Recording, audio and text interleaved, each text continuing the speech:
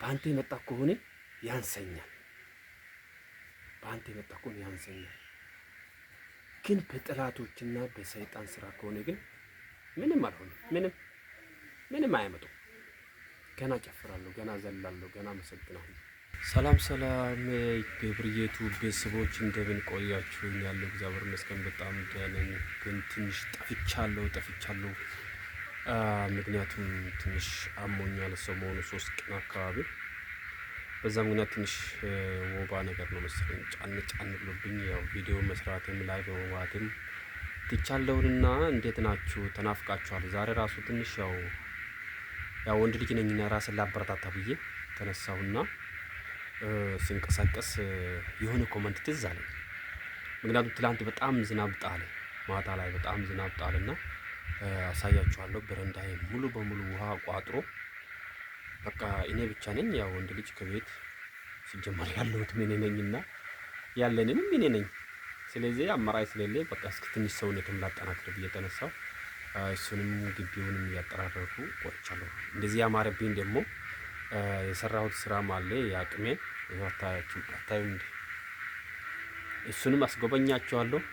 እና እንዴት ነው ቻናል አዳዲስ የሆናችሁ ደግሞ ቻናሉን ሳብስክራይብ አድርጉ፣ የነበራችሁ ደግሞ ላይክ ሼር እያደረጋችሁ እኔም ወደ ላይ ገፋ አድርጉኝ። እሺ።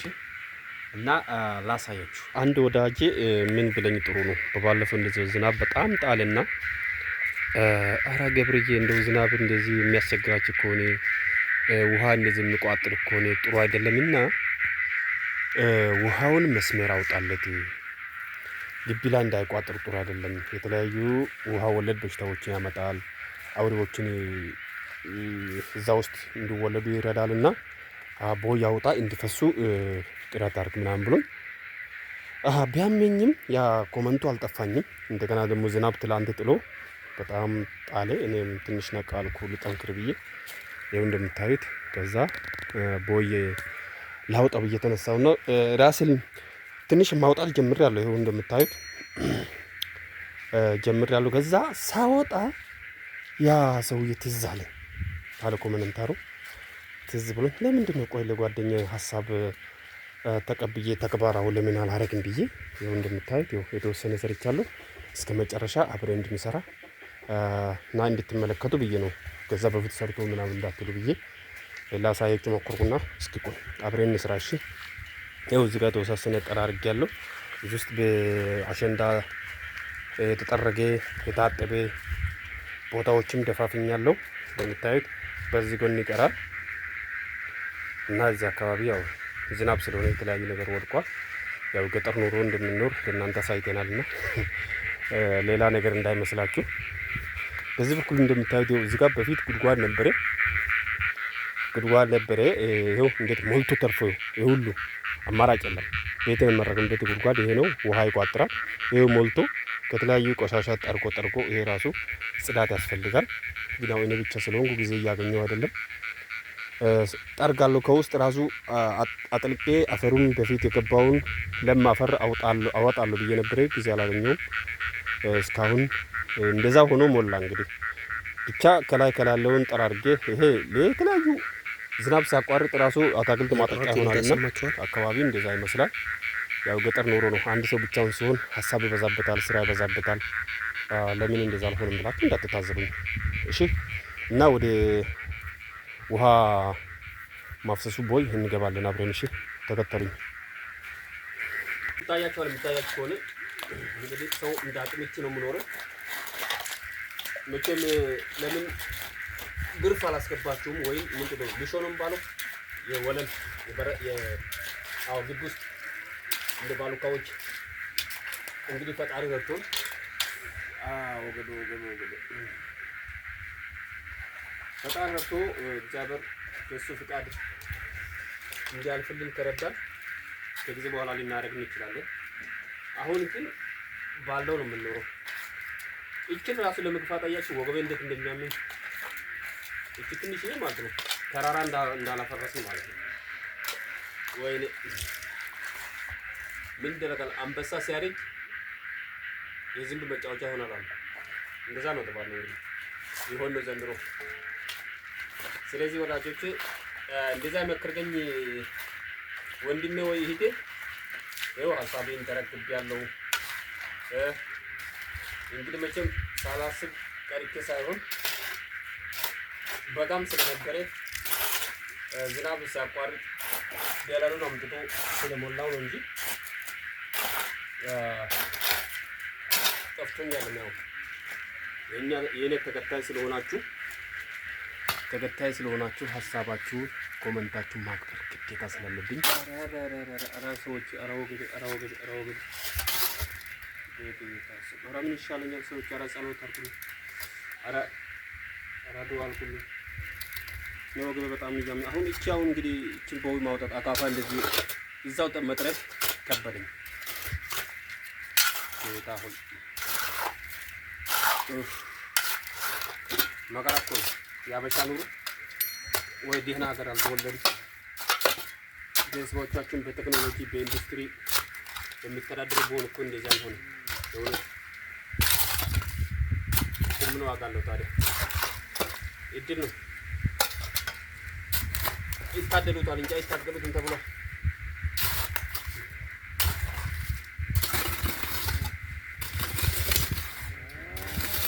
ይታደሉታል እንጂ አይታገሉትም።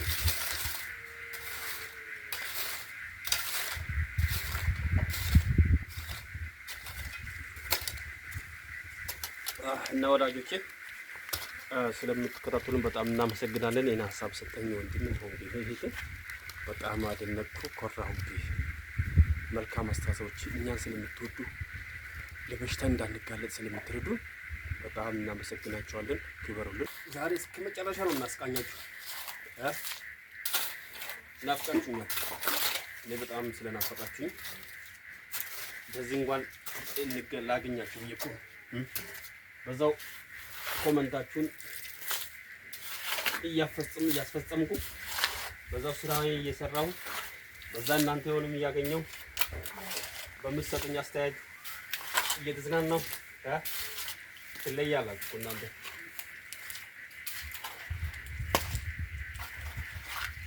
ስለምትለዩ እንዴት እንደምንወዳችሁ አታውቁም።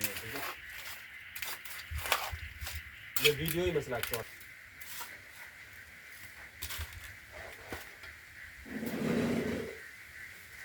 እኛ እንደዚህ ስናወራ ለቪዲዮ ይመስላችኋል።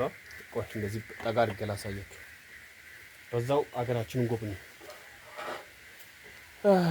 ቤት ደስ ሲል፣ ቤት ደስ ሲል፣ ለምለሙ ደስ አይልም? እነዚህ ደረጃኖች ደግሞ ማታ ዝናብ ስለጣለ እዚች ጋር እንዳለች ያው ውሃ ቁጥባ ገጠር አይደለም የምኖረው። ማለት በጣም ያገለግላል። ከገንዘብ ወጪ ከጉልበት ነፃ ይሆናልና ይኸው እዚህ ጋር ማታ ተሸክሞ እንዴት እንደ ገደብ ይኸው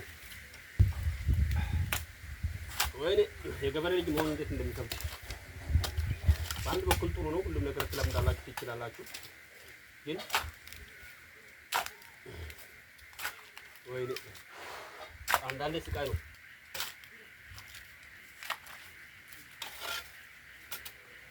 አንዳንዴ በጣም ከባድ ነውና ማለት ብዙ የገበሬ ልጅ መሆን ጉልበት ያጠነክራል፣ ኃይል ይሰጣል፣ ብዙ ልምድ ታካብታላችሁ፣ ሰርቶ መኖሩም እንትን ትላላችሁ። ግን አንዳንዴ ደግሞ ስታስብ ሁሌ 24 ሰዓት ጉልበታችሁ ላባችሁ በምታወጡት ኃይል በምታወጡት ጉልበት የማይተካ ገቢ ስታገኙ አንዳንዴ በጣም ያሳዝናል። እውነት ያ ነው ልዩነቱ እንጂ አንዳንድ ሰው ደግሞ ነገሩ ሲጀመር እንደ እድልና እንደ አፈጣጠርና እንደ አቀማመጣችን ነው። ለዛ ነው ልዩነት የምንሆነው። ግን እኔ በበኩሌ አሁን ትንሽ ስላመመኝ በጣም ነው የወገቤ ሁኔታና የእግሬ ሁኔታ አሳስቦኛል። በነገራችን ላይ ቤተሰቦቼ ምክንያቱም የምችለውን ያህል ሕክምና ሄጄ የሄድኩበት ሕክምና ራሱ ቪዲዮ አለኝ ፖስትላችኋለሁ እያልኩ በቃ ካለሁበት ሁኔታ አንጻር እየረሳው ነው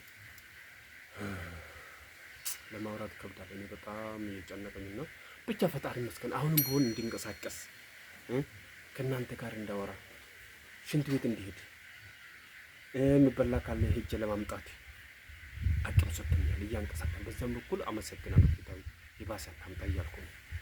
ምክንያቱም ሁሉ አድራጊውም ወሳኙም ፈራጁም እሱ ስለሆነ የእሱን አደራ የምሰጠው ጌታ ሆይ አልኩ ይላሉ። ሁሉ ጊዜ ጌታ ሆይ በአንተ የመጣ ከሆነ ያንሰኛል፣ በአንተ የመጣ ከሆነ ያንሰኛል። ግን በጠላቶችና በሰይጣን ስራ ከሆነ ግን ምንም አልሆንም። ምንም አያመጡም። ገና ጨፍራለሁ፣ ገና ዘላለሁ፣ ገና አመሰግናለሁ። ምክንያቱም ሰይጣን አቅም የለውም።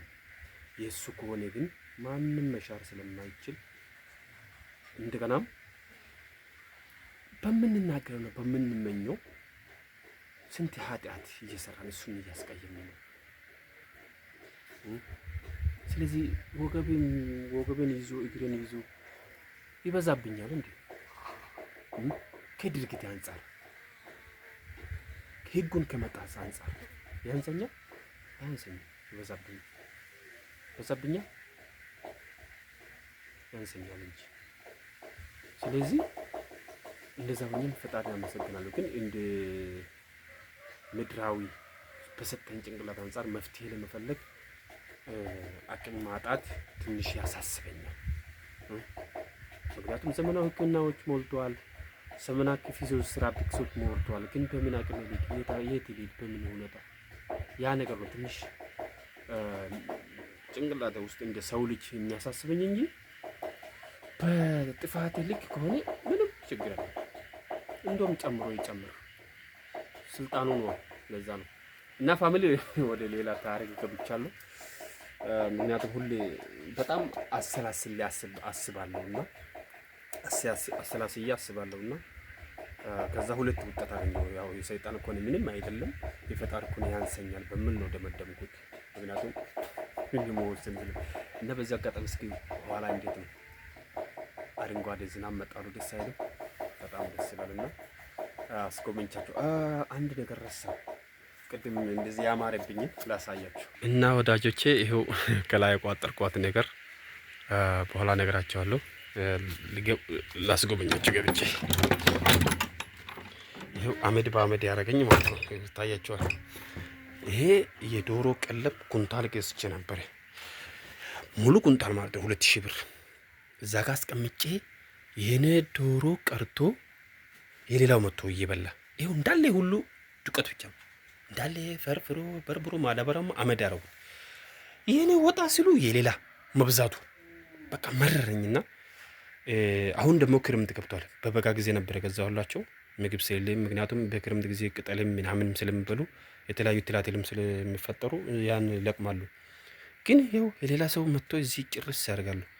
ይኸው ለእናንተ ቤት ሻይ የገዛሁት ከሰል 2 ኩንታል ነው። አንዱን ሳምንት ሳይሞላ የት እንዲሄድ እንዳለ ሮጥ ወደታች። አቤት ኧረ ቤት ሻይ ኢኮኖሚ።